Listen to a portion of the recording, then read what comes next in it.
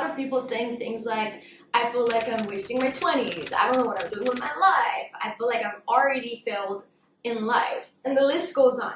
But this conception usually comes from what we've been taught growing up and what we've been exposed to. Today I decided to go over a few chapters with you that is going to actually change the way you look at this, and you go from feeling like a failure, disappointed, and depressed to the complete opposite. You'll feel more excited about the future than fearful. You'll be less of a control freak about how things are going to turn out, and you're going to actually enjoy the journey while you're getting to your final destination. Also, make sure you stay until the end of this video, because I have this page of this book that I've been reading recently that actually explains this concept and this perspective of I don't know what I'm doing with my life perfectly. I absolutely love how it explains it. But first, let's get to these chapters, get them out of the way. Number one, almost none of us has their life figured out 100%. And I hope this makes you feel better. Like, I know when you look at social media and you look at people and you look at the people around you, you feel like everybody got it and everybody has it together. They don't. It's just a matter of the fact that they do not maybe show you those parts of their lives more than showing you their achievement, their success. Nobody really wants to show off their failure. Everybody wants to show off their recognition and their success. So keep that in mind. Number two, in a world like today where you can literally watch people from the moment you wake up until the moment that you go to bed, it's so normal for you to feel like you're not living your life how most popular figures like Kardashians and Beyonce and all these influencers are living their life. And you're comparing yourself to them. As they always say, comparison is the thief of joy. But I want you to think of who you're really comparing yourself to. The influencer that you see online who's getting all the brand deals and going on these brand trips and they're getting all these free products and they're living their best life and also they get paid for it, or comparing yourself to the person who doesn't even have a home to sleep at or a food to eat. Do you compare yourself to the kids that you see who have rich parents and they're living their best life without worrying about anything? Or the kid that is living a foster home and doesn't even have anyone to call mom and dad? See, the first comparison makes you feel bad about yourself. It makes you feel like you're confused the way you're living your life, and maybe this is not how you should be living it, and this is completely the wrong way to do it. And it makes you feel like, why can't I live like those people? Why can't I have the type of life that they have? But the second example makes you feel humble, makes you feel grateful and happy for all the things that you've been blessed with that not everybody is at times. Now, by no means am I saying that you shouldn't look at those people as an inspiration, as a motivation, and looking at them and understanding what's possible to see what can be also possible for you. I'm not saying that. You should do that.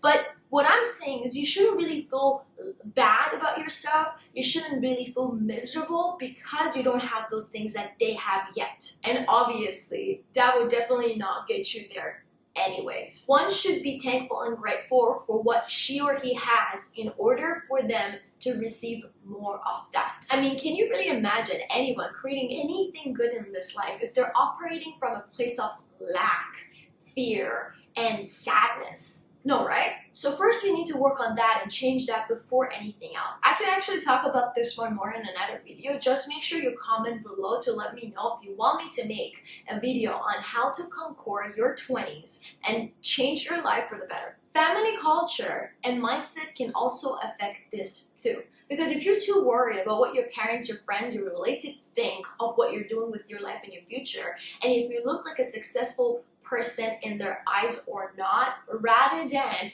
focusing on what you want to do with your life and what actually makes your heart smile. I mean, if you think of it, when you're too concerned about what people think of you and how they view you, you're too influenced by what they like and they don't, what they think is the right thing to do and not. So you basically have this cloud around your head that doesn't even allow you to think straight or for yourself. There are so many people that I have come across throughout my life, especially when I used to interview people all the time. And whenever I would ask them this question of, why are you choosing the career that you're choosing? Why do you want to do it? I would hear answers that would sound like, oh, my parents think that this is the best career for me. This is the best suitable career for me. Or, oh, I didn't know what else to do, So my friend chose this career and course, and that's why I jumped into it too. Like, this is your life. You're gonna be living this life for the rest of your life every day. And if you don't choose what makes you happy or what feels right for you, you are going to feel stuck and miserable for the rest of your life. When I told my parents that I don't want to pursue being a doctor anymore, they were surprised and they were unhappy. But I had to make them understand if me being a doctor is more important to them or me being happy. And of course they said, I want to see you happy. So I made them understand that the path I've chosen for myself is actually what makes me happy. Number 4, you're making this assumption that you failed at life just because your 20s or your early 20s didn't turn out to be the way you thought they would. Even though you have so much left of your life, God willing. I mean, think of it this way. Even if you're 25 right now, that means you have another 35 years to get to 60, which means you still have enough time to make this right. I mean, in today's world, we have so many examples of all these people that you see that were a nobody up until their late 40s or even older, and they still became successful. For example, did you know that Kris Jenner was 52 years old when she came across the Hollywood producer Ryan Seacrest in 2007? And that's when she had the idea to pitch this whole reality show that she wanted to create with her family. Or even Steve Carell didn't even land his hit character as Michael Scott in The Office TV show until he was 42. Don't let a temporary situation make you believe it's permanent. Just because you haven't been able to choose the right career for yourself and figure out your life and create what you want out of your life yet, it doesn't mean you're not gonna ever be able to. I'm telling you, things can get better and better for you from here on, and you may not have any idea yet. It's always better for you to be optimistic than pessimistic. You got it? Number 5, I think sometimes from all these, social media influences, and I guess maybe the media influence in general, it makes a lot of us think that your 20s are there for you to just have fun and enjoy life, and you shouldn't really take life too seriously or focus too much on the future and just be in the moment and yada yada yada. But no, your 20s are actually the years that are going to teach you discipline. They're going to teach you consistency, and they're going to prepare you for the upcoming years, and it's going to ensure your success. Like, what makes you think that if you're really bad with money right now and you don't know how to handle it and you have no idea how it works, that one day you're going to wake up when you're 30 and suddenly you know how everything works and you're a wealthy person? Or what makes you think that if right now you're allowing people to treat you badly and you allow negative people with bad behavior in your life, that you one day will wake up when you're 30 and you're in this beautiful, amazing, healthy relationship? No, all of these go hand in hand. So make sure in your 20s you're gonna fail, you're gonna fall, and you're gonna learn from it, and you're gonna stand back on your foot and keep going to make sure you create that brighter future for yourself. As they always say these days, the 30s are now the new 20s. Now that we covered the most important chapters of this video, let me go over this page with you to make sure that I'm going to leave you today better than I found you. This is, by the way, a page from the book called 101 Essays That Will Change the Way You Think by Brianna Wiest. I love her books. I die for her books. Make sure you check it out if you haven't yet. Let's read this together. Read this if you don't know what you're doing with your life. If you ask any adult what their primary stressor in life is, it's likely something that relates to uncertainty. If you were to boil it down to a sentence, it would be something along the lines of, I don't know what I'm doing with my life. How many times have you heard someone say that? How many times have you said that? Probably a lot. The idea that we should know is a heaping pile of socially crafted bullshit that's been superimposed on our psyches since kindergarten, and it's holding us back. Nobody, not one of us, knows what we're doing with our lives.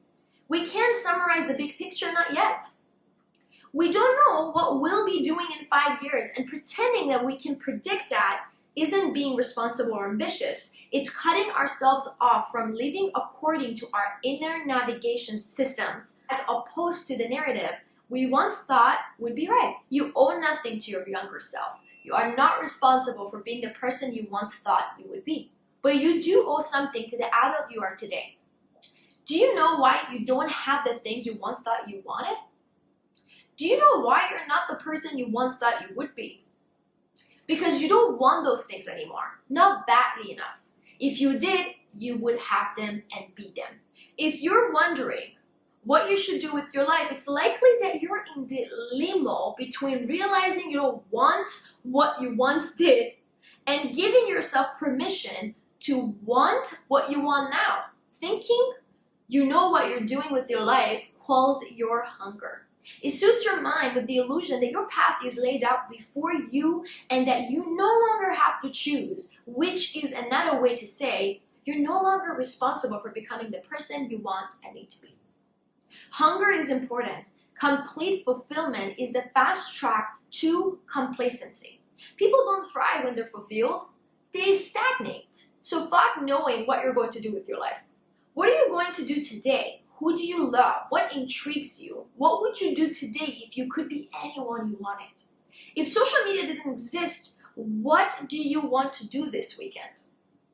What do I want? Is a question you need to ask yourself every day. The things that run through will wave through your life. The ones that pop back up again and again are the ones you'll follow. They'll become the places you remain, the people you're drawn to, the choices you make. The core truth will win out, even if other truths are lodged beside them. Listening to it is saying, what do I want now? And this is exactly why this is my favorite book and one of my favorite pages, because when I read this, I was like, wow, now I understand why I felt stuck in what I was doing around 6 months ago or around almost a year ago when I was like really thriving. I used to, and then I realized at some point I wasn't thriving anymore. I didn't really like what's going on, and I felt like a loser. I felt like a failure. I felt like I'm confused. I don't know what I'm doing with my life. And it wasn't the fact that I didn't know what I was doing with my life. It was that I didn't want what I once wanted before, and I wasn't allowing myself to pursue that next thing that I really wanted to do. Thanks for watching me today. Make sure you follow me on Instagram so we can have a closer connection with each other. And make sure to check out all the similar videos that I've created that I'm sure you can find helpful. Bye. Until later. Tell me I'm the only one that you know. Life could be a dream, sweetheart.